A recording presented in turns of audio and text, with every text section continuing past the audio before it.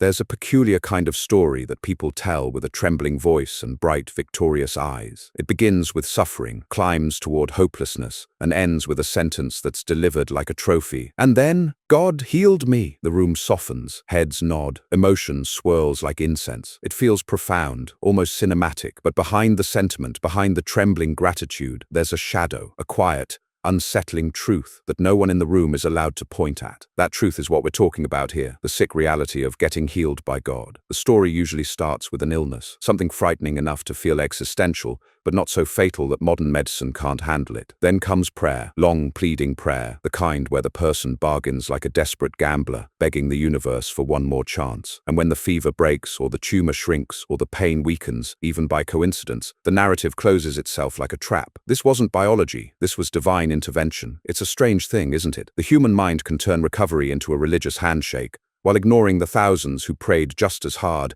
and still died in quiet, unremarkable hospital rooms. Those stories don't get testimonials. They don't get shared at gatherings. They don't appear on pamphlets. They just disappear, as if silence can erase them. And so the miracle survives through a kind of selective storytelling, like a book that hides all its worst chapters and calls itself inspirational. The psychology behind this is deep. When your life feels fragile, the idea that someone invisible is personally intervening for you can feel intoxicating. It's intimacy mixed with immortality, a relationship with a celestial doctor who doesn't bill insurance. But there's a cost, one buried under the emotional comfort. Because once you believe that recovery was a gift from a deity, you also accept, quietly and without protest, that your illness was something this same deity watched happening without lifting a finger, until the last possible moment. If someone treated you like that on Earth, you'd block their number. Yet divinity gets a pass, not just a pass, a thank you card. There's something profoundly ironic in celebrating a cure that had to be allowed to happen in the first place. It's like praising the firefighter who started the fire but happened to show up with a bucket at the end. But religious thinking has a talent for rearranging cause and effect until gratitude feels inevitable. If you suffer long enough, even a drop of relief can feel like a waterfall. And that's where the story becomes truly twisted. People begin to see their sickness not as an unfortunate biological event, but as a lesson carefully orchestrated for them, like they're the protagonist of a cosmic drama, and every tumor, infection, or nerve malfunction is part of a script written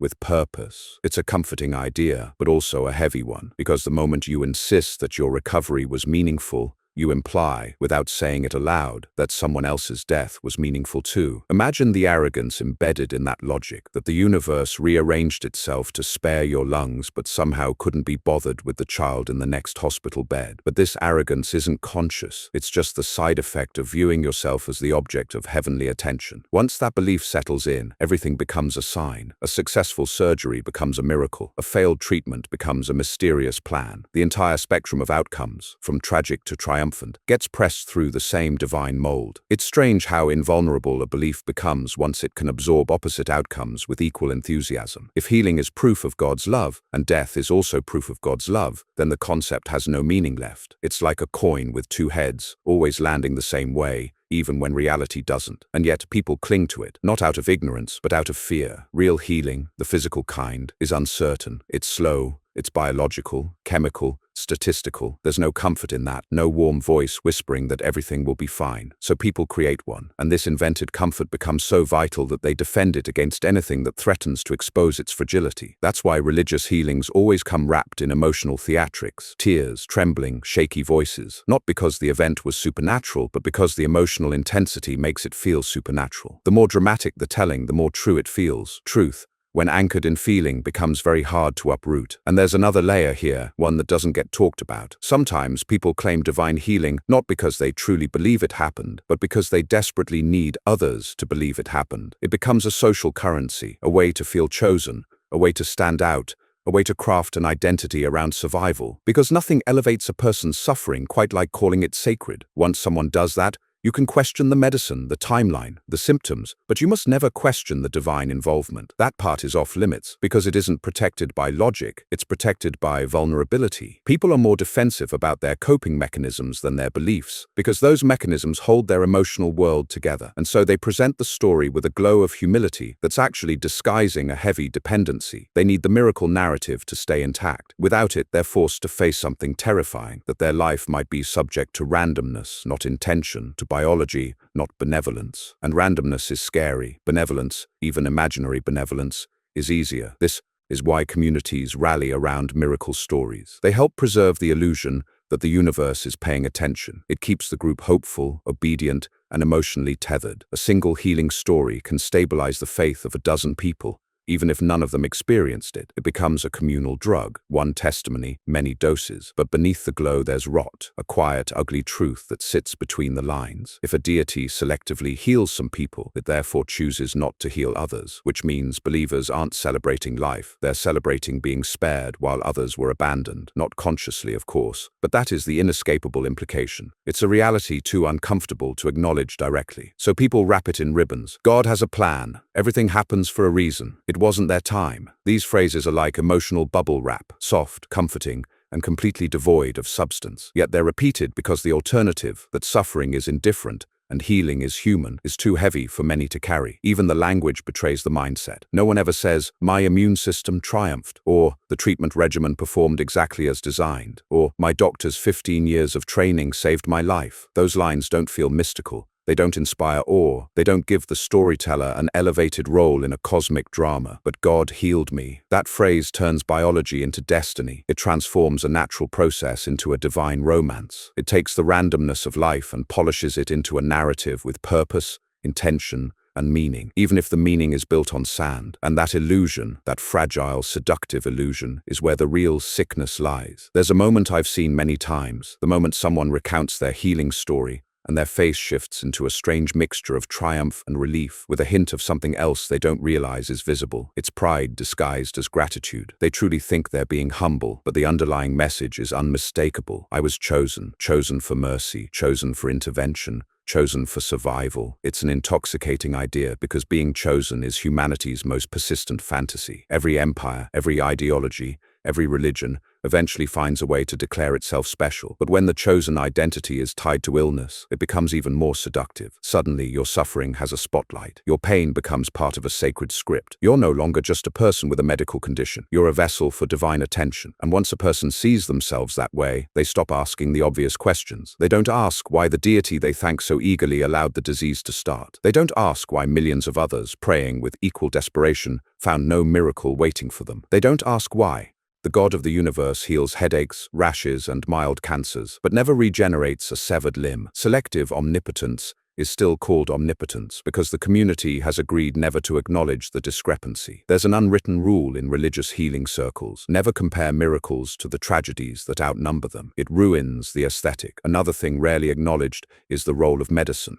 If someone does chemotherapy, surgery, medication, physical therapy, they will still credit the divine first, not the skilled hands, not the trained minds, not the scientific processes that have saved millions. Those become background noise, mere tools for God, like surgeons or interns in heaven's hospital. It's interesting how divine credit expands infinitely, while human credit shrinks into irrelevance. Picture this: a patient is diagnosed with something serious. Doctors outline a treatment plan based on decades of research. Teams of people dedicate their careers to understanding this condition, refining techniques, expanding knowledge. Machines worth more than houses scan the body with precision. Nurses monitor vitals, adjust medication, advocate for care. The whole process is a symphony of human effort. But if the patient survives, they stand before a crowd, trembling with emotion, and declare, "God healed me." The orchestra disappears. The conductor vanishes. The entire room applauds the invisible guest. Meanwhile, the medical staff is somewhere filling out paperwork. This erasure isn't innocent. It distorts reality. It trains people to treat human skill as meaningless and randomness as intention. It builds a worldview in which anything good is a miracle, anything bad is part of a plan, and nothing ever simply happens. It's a worldview designed to be immune to scrutiny, because everything fits, and any challenge can be brushed away with a phrase like, "You never know how God works." Notice how that phrase serves as both shield and sedative. It prevents doubt while soothing fear. Once you accept it, you lose the ability to see cause and effect clearly. Coincidence becomes intervention. Probability becomes purpose. Placebo becomes evidence. Emotional catharsis becomes proof. You can't reason someone out of a belief that was never built on reason, especially when when the belief is intertwined with identity. Identity as someone protected, watched over, guided through illness like a protagonist whose script is annotated by divinity. But illnesses don't follow scripts, they follow biology. And biology is brutally indifferent. This is where the sickness of the healing narrative becomes clearer. It rewrites indifference as intimacy. It transforms suffering into a love letter and recovery into a declaration of favor. And because humans crave meaning far more than truth, the story spreads. It becomes contagious. Healing testimonies turn into spiritual propaganda, not intentionally malicious,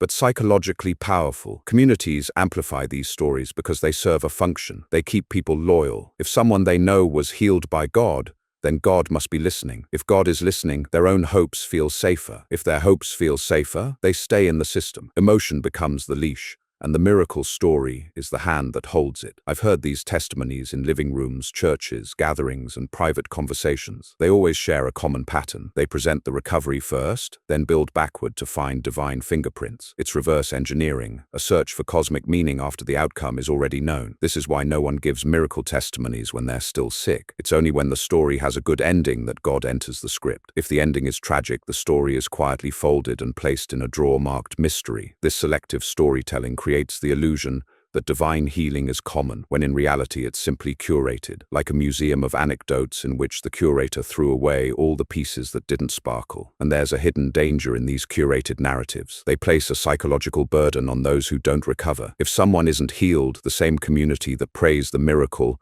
will whisper theories. Maybe the person didn't pray enough. Maybe their faith wasn't strong enough. Maybe they sinned. Maybe God is testing them. Maybe God is teaching them something. The explanations vary, but the implication is always that the person is responsible for their own suffering in some cosmic or moral sense. Imagine being sick and then being blamed for staying sick. It's the spiritual version of victim blaming, and it ruins people. Some suffer twice, once from illness and once from the guilt of failing to inspire divine intervention. This is the part no one puts on stage. No one shares videos about the prayers that didn't work. No one interviews the patients who died despite thousands of people begging heaven to notice them. Their stories don't go viral. They're too honest, too raw, too incompatible with the miracle narrative. And yet those stories are the majority. They are the statistical norm. The miracle story is the outlier dressed as the rule. When a belief system depends on turning rare coincidences into universal claims, something has gone deeply wrong. There's also the troubling matter of what is considered miraculous. You'll find people thanking God for healing them from things the body can naturally heal, viruses, infections, inflammations,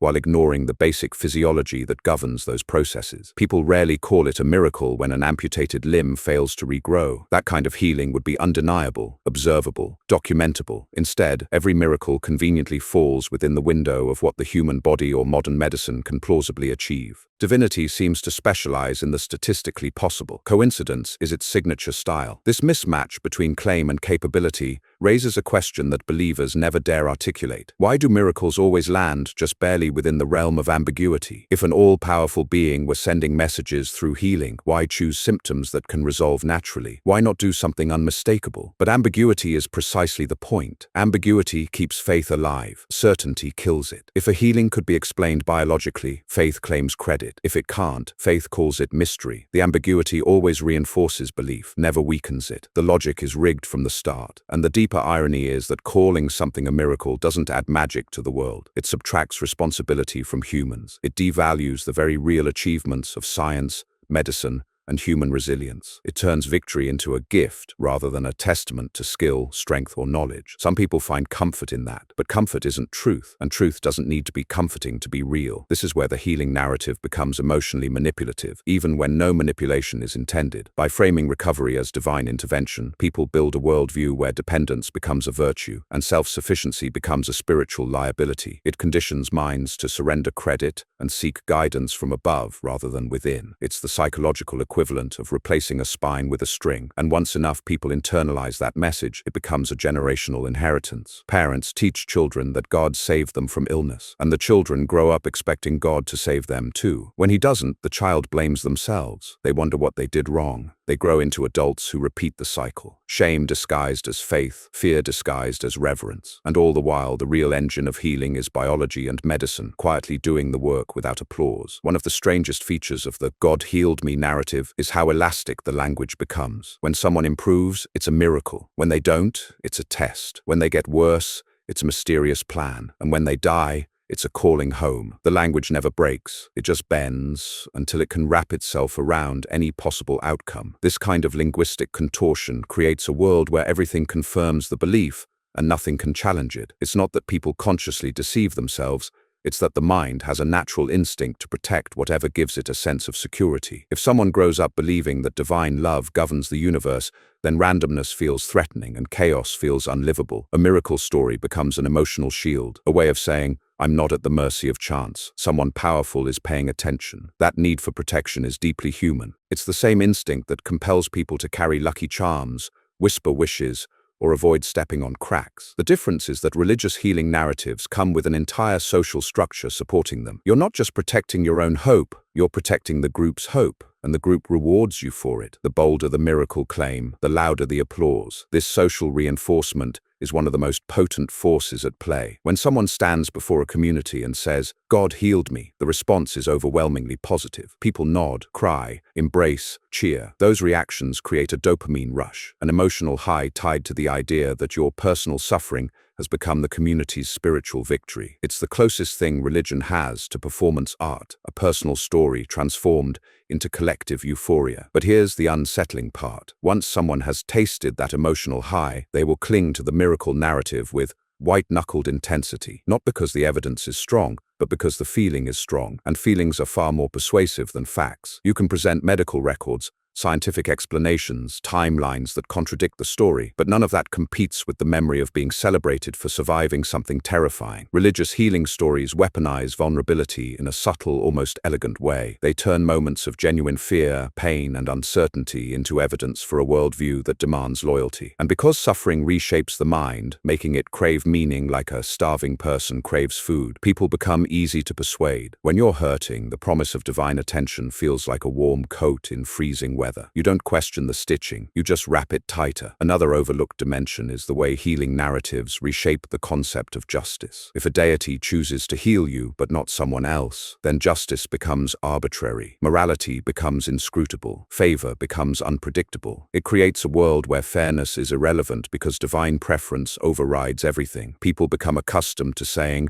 "We'll never understand why God does what he does," without noticing that this statement strips the idea of justice of all meaning. Imagine applying this logic to anything else. If a government randomly helped some citizens and ignored others, people would call it corruption. If a doctor chose to save only certain patients while casually letting others die, people would call it monstrous. But when a deity behaves this way, the behavior is reframed as mysterious wisdom. There's a peculiar reverence reserved for power when it's invisible. The more arbitrary it is, the more sacred it becomes. And healing stories perpetuate this dynamic by showering praise on selective mercy while never acknowledging selective cruelty. Then there's the issue of timing. Many people claim healing at the exact moment their symptoms begin to improve for natural reasons. The body starts recovering, and the story rushes in to claim authorship. It's like writing your name on someone else's painting and insisting it was your work all along. If biology had a voice, it would be exhausted from arguing with theology. You see this especially in chronic conditions. Someone wakes up on a good day after weeks of pain, and suddenly that good day becomes sacred. They'll say something shifted, something lifted, something divine intervened. They don't consider that chronic illnesses naturally fluctuate. The human body isn't a steady line, it's a storm of variables. But storms don't make good testimonies. Miracles do. This leads to another uncomfortable truth. Many miracle stories are built on misunderstandings of how illness works.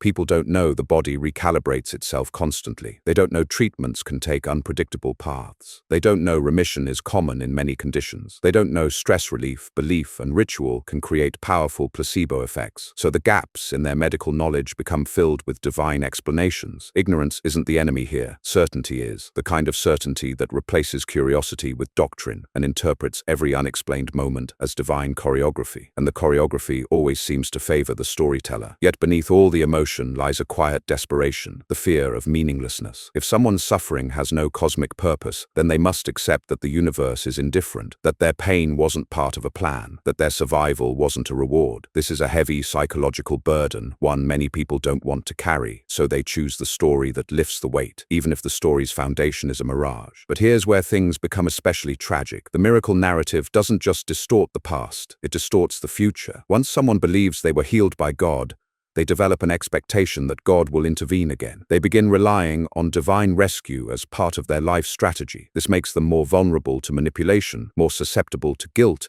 and more likely to tolerate suffering because they believe it's infused with significance. Suffering becomes spiritual currency. Patience becomes piety. Silence becomes obedience. People endure things they should challenge. They accept things they should resist. They wait for interventions that aren't coming, and all the while the world keeps turning, indifferent, while they interpret that indifference as supernatural subtlety. This illusion becomes more rigid over time. Once someone has publicly declared a miracle, they can't easily back out of the belief. It becomes part of their reputation, their identity, their narrative. Admitting it wasn't divine would feel like betraying themselves, their community, and the emotional performances that once comforted them. People will rewrite their memories before they rewrite their beliefs. This is why miracle testimonies often grow more dramatic with time. The fever gets higher in the retelling. The doctors become more shocked. The recovery becomes more sudden. Each exaggeration reinforces the story's emotional power, which becomes increasingly detached from reality. The story stops being history. It becomes mythology, personal mythology, but mythology nonetheless. And like all mythologies, it protects the believer more than it describes the world. There's one more dangerous dimension. Miracle stories create a false hierarchy of human worth. Those who are healed are celebrated. Those who are not are quietly pitied. The implication is unspoken but present. Some lives receive divine attention, others don't. Some bodies are blessed, others are abandoned. This creates spiritual elitism disguised as humility. The healed person often doesn't realize they're implying this. They think they're expressing gratitude. They don't see how their celebration casts a shadow over those still suffering. But shadows exist whether or not we acknowledge them. Miracle stories uplift one person while invisibly diminishing many others. They glorify survival while glossing over the millions of equally deserving people who didn't get their miracle moment. This asymmetry is morally grotesque, yet it persists because the emotional payoff is too seductive to resist. Communities love miracles because miracles reinforce the idea that the universe is personal and responsive. If the universe is personal, then hope is rational. If hope is rational, submission is easy. And if submission is easy, the system sustains itself effortlessly. That, more than anything, is the real machinery behind the miracle narrative. It perpetuates itself by feeding on the human desire for significance. And significance, even borrowed significance, is addictive. By now it's clear that the stories of being healed by God are less about divine intervention and more about the human need for narrative, meaning, and control over chaos. They are emotional architecture erected over random outcomes, selective memories, and misunderstood physiology. The miracle doesn't exist in the body, it exists in the mind. It exists in the space between fear and relief, uncertainty and explanation, suffering and celebration. And the architecture is remarkably resilient. The mind will twist, bend, and repair the structure whenever reality threatens to knock it down. When someone relapses, they reinterpret it as a test. When another dies, they whisper, God's plan. When the explanation becomes inconvenient, they shrink it into ambiguity. The miracle narrative is self-healing because it was built to survive human doubt. Logic, probability, and evidence have no purchase because the structure doesn't rely on them. It relies on hope, fear, and social reinforcement. Even the physical experience of recovery, rising from a hospital bed, walking without pain, regaining strength, gets reframed. People no longer see themselves as resilient humans whose bodies can heal with care and time. They see themselves as vessels, recipients of attention from an unseen hand. Personal agency shrinks, dependency grows, gratitude swells, not necessarily for the medical team, not for the therapies, but for the invisible benefactor whose motives remain inscrutable. And as gratitude grows, doubt fades. The illusion becomes more real than reality itself. The tragedy is subtle. It doesn't arrive with a flash of lightning or a dramatic confrontation. It arrives quietly, dressed in comfort, praised as virtue, and celebrated as miraculous. It makes people feel safe while simultaneously undermining their understanding of the world. It teaches them to accept randomness as destiny, chance as design, and neglect as purpose. It teaches them to revere survival while ignoring the mechanics that made survival possible. It's a mental sleight of hand performed with grace, skill, and emotional intensity. Yet even with all of this, people will defend the miracle narrative with sincerity. They will argue, with trembling voices and shining eyes, that they experienced something extraordinary. And in one sense they did, not in the way they think. They did not touch the hand of divinity, but in the sense that their minds created a story so compelling, so comforting, and so socially reinforced that it became to them indistinguishable from reality. The mind is capable of miracles of its own. Perhaps those are worth studying as much as the stories themselves. And when you step back and observe the phenomenon with clarity, you realize the sick reality isn't just about the miraculous claims, it's about the human cost embedded within them. The cost of ignoring reality, the cost of misattributing agency, the cost of building identity, community,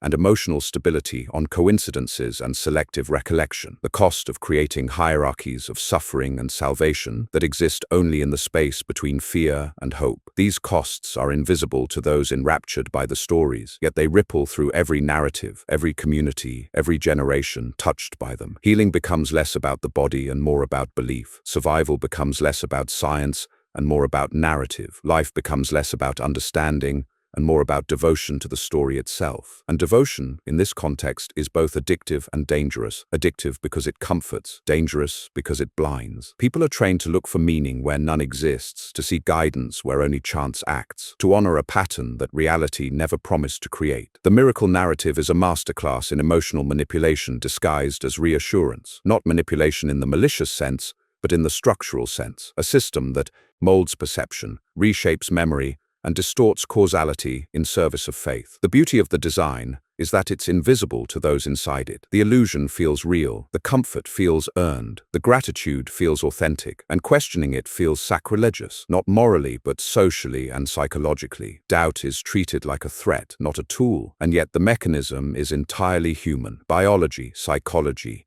social reinforcement, and storytelling converge to create experiences that feel divine. The mind fills the gaps, amplifies the coincidence, and codifies the narrative. The result is a powerful illusion, a social performance, and a private coping mechanism all at once. Miracles, in this context, are less a supernatural act than a human story told with relentless conviction, and the more a community invests in that story, the more it survives, regardless of the evidence or the outcome. The more miraculous a story seems, the more it reinforces belief, perpetuating a cycle that stretches across time, space, and generations. This is the sick reality of getting healed by God. The miracle never truly occurs in the body, only in the mind, and the consequences of believing it are as real as the relief it brings. The stories comfort, they inspire, they bond communities, but they also blind, mislead, and distort perception in ways that ripple far beyond the moment of recovery. It is, in the end, a human story masquerading as a cosmic one, a testament not to divine power, but to the extraordinary capacity of people to weave meaning out of chaos, to find light in darkness, and to convince themselves that chance was intervention, randomness was purpose, and survival was grace. Where are you listening from? What time is it there? And what's your take on all this? Share your thoughts in the comments, not as a call to action, but as an invitation to join the conversation, to examine the stories we tell ourselves and to reflect on the ways belief and hope shape the human experience.